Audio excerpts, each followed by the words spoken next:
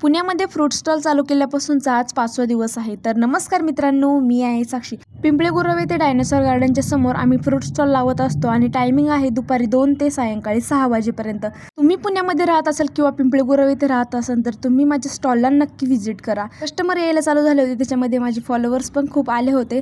मी 2 प्रकारचे fruit glass ठेवलेले, एक फक्त वॉटरमेलन आणि दुसरं म्हणजे मिक्स फ्रूट ग्लास. रविवार होता आणि त्याच्यातून ऊन तर एवढं होतं ना की बास रे बास. त्याच्यामुळे आम्ही सावलीतच स्टॉल लावला होता. ब्लॉगिंग स्टार्ट केल्यापासूनचा आतापर्यंतचा प्रवास माझा खूप चांगला होता, पण जेव्हापासून मी फ्रूट ग्लासचा स्टॉल लावायला लागले तेव्हापासून तर मला खरंच खूप भारी वाटतंय.